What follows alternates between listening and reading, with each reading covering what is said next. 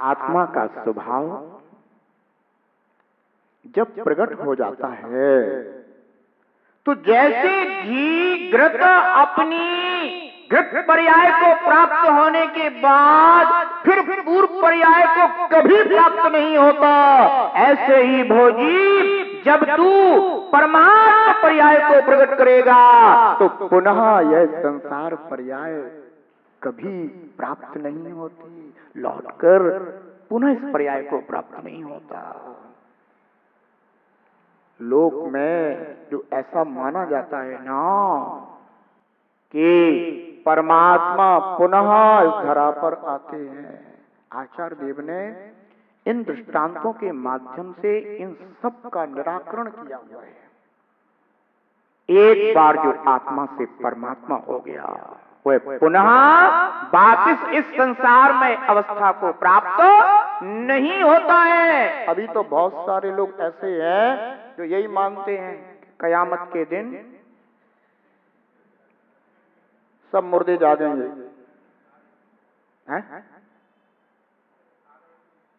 हाँ, बहुत सारे लोग में चिंतन है, पर एक बात ध्यान रखना, आचार्य कहते हैं कि एक बात बताओ, घी बनने के बाद फिर क्या कोई पुनः दूध पर्याय को प्राप्त हो सकता है?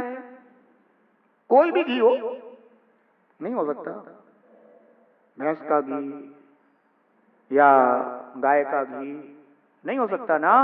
ऐसे ही भोजी एक बार यह आत्मा स्वभाव के आश्रय से परमात्मा हो गया तो फिर कभी संसार रूप अवस्था को प्राप्त नहीं होता।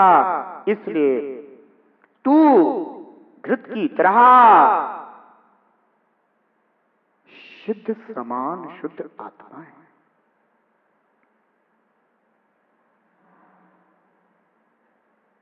ऐसा अपने को मानकर जानकर अपने विकारों को जीतने का प्रयास कर। पाषाण सोना, जैसे स्वर्ण पाषाण होता है ना, और स्वर्ण पाषाण अगर किसी स्वर्णकार को प्राप्त होता है तो वह स्वर्ण पाषाण में भी स्वर्ण को कसौटी पर कसकर के निर्णय कर लेता है कि इसमें इतना स्वर्ण है, और पाषाण को पाषाण रूप से जानकर छोड़ देता है। तो उसकी दृष्टि किस पर होती है? स्वर्ण पर होती है। इसी प्रकार से भोजी इस देह में जो तेरा आत्मा विद्यमान है, यह कर्म नो कर्म आदि जो कुछ भी है, ये सब तो पाषाण है और तू चेतन आत्मा स्वर्ण की तरह है। इसलिए अपने आत्मा को इस पाषाण में भी आत्म रूप से जान, चेतन रूप से पहचान। चांदी स्फटिक, और जैसे स्फटिक के आसपास चांदी का वर्क आदि कुछ भी लगा हो तो स्फटिक कैसा दिखाई देने लग जाता है? वैसा ही दिखाई देने लग जाएगा जैसी उपाधि होगी।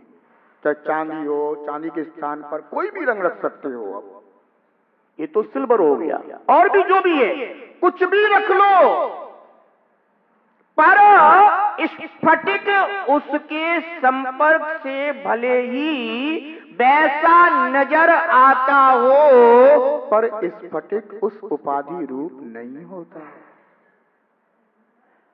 इसी प्रकार से यह आत्मा भी इन कर्म नो कर्म के संयोगों से भले ही वैसा नजर हो आता हो, दिखाई देता हो, पर वास्तव में आत्मा इस कर्म नो कर्म रूप नहीं होता। इसलिए आचार्य भगवान ने यहाँ यह चांदी स्फटिक दृष्टांत के माध्यम से बताया कि स्फटिक ही रहता है, वह अन्य उपाधि रूप नहीं होता। अग्नि, नौवां दृष्टांत क्या है? अग्नि। अग्नि पाचक भी है, अग्नि दाहक भी है, अग्नि प्रकाशक भी है। अग्नि चावल को पचा देती है, यानी पका देती है। अग्नि लकड़ी को जला देती है, यानी दाहक भी है।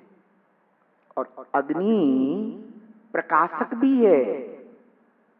इसी प्रकार से आत्मा भी इस अग्नि की तरह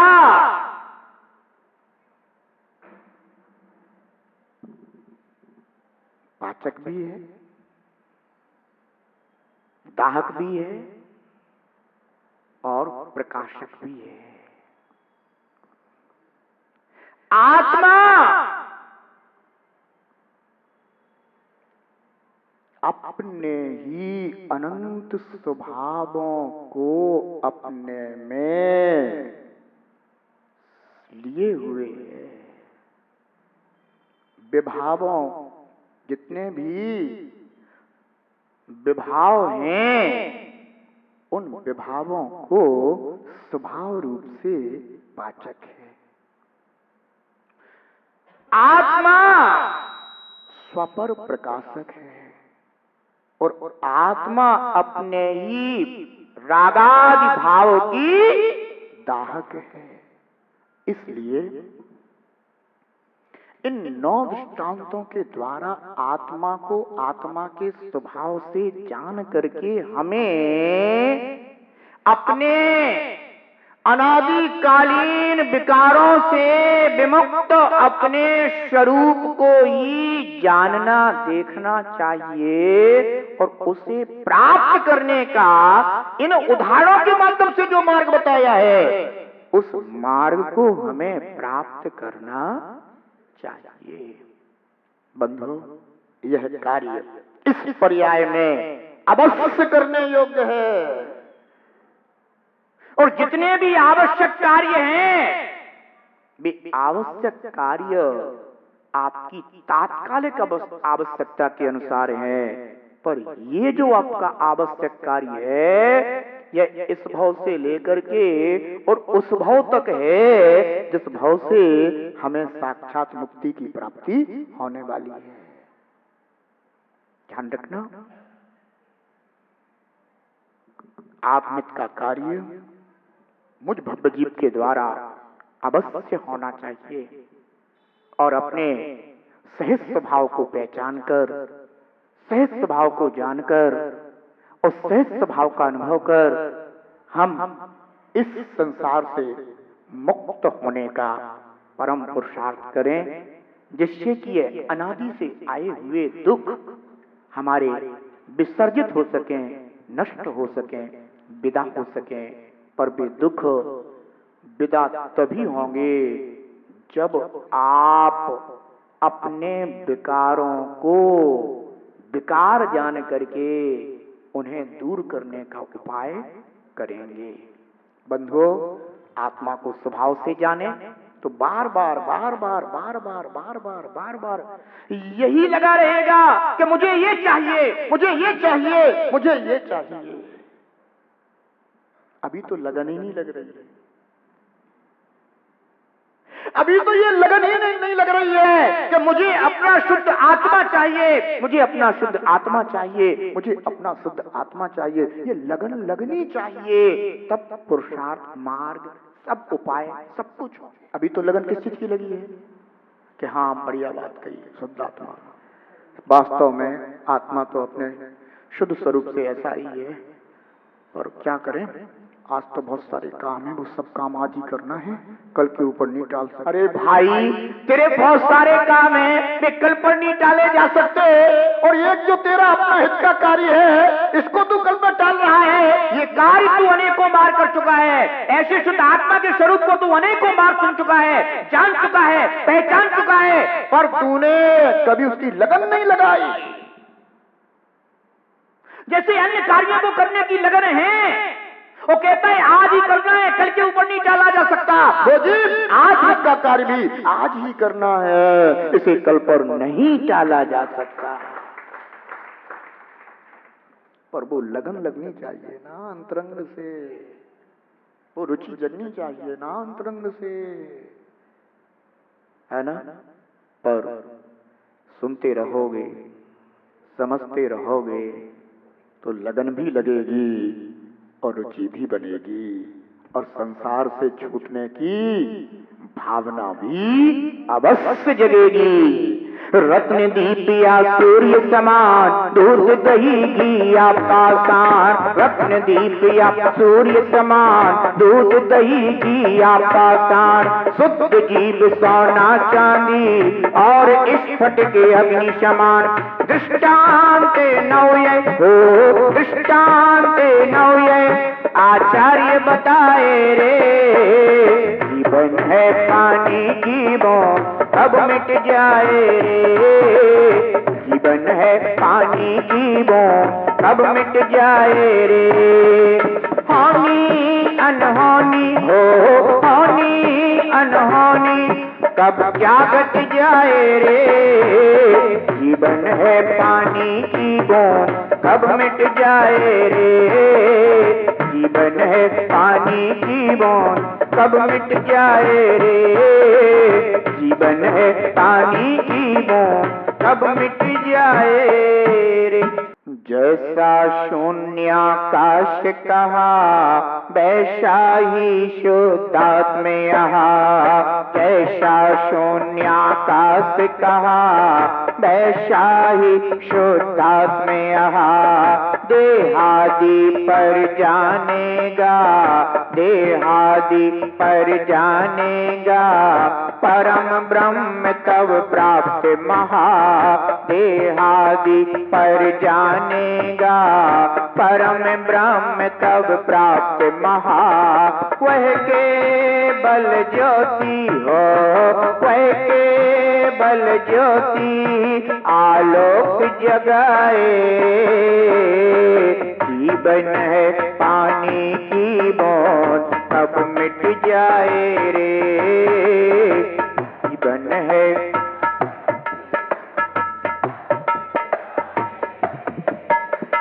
होनी अनहोनी हो, होनी अनहोनी कब क्या घट जाए रे।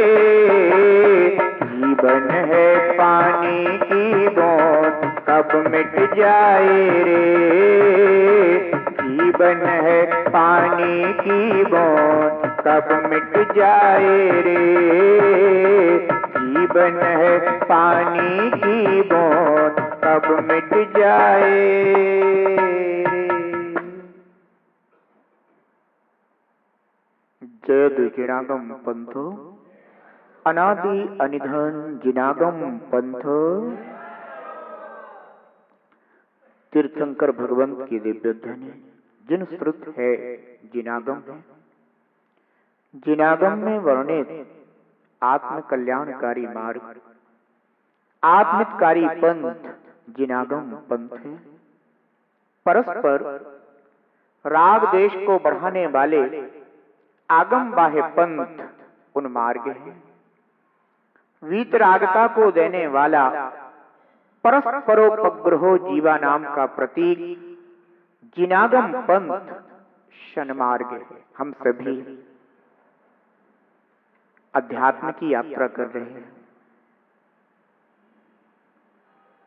अपने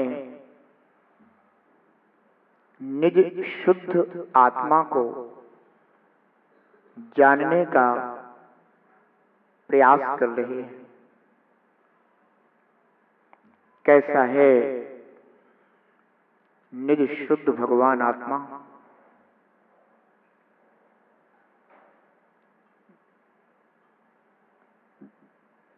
अनादि से आज तक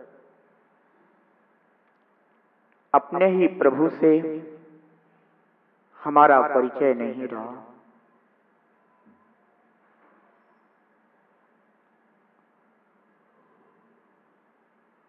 आचार्य भगवान योगिंदु देव हमें अपने निज आत्मा से परिचय कराने का यह मांगलिक उपदेश श्री योगसार जी ग्रंथ के माध्यम से प्रदान कर रहे हैं।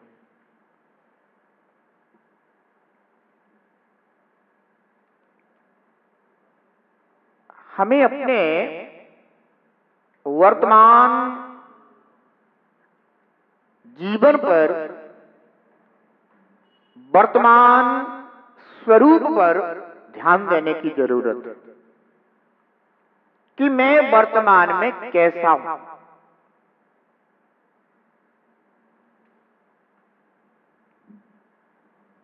क्योंकि जो हमारा वर्तमान है वह वर्तमान हमारा पोषण योग्य है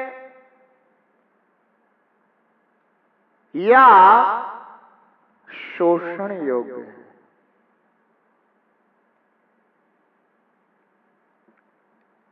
यह वर्तमान हमारा यूं ही प्रवर्तन योग्य है या त्यागने योग्य है।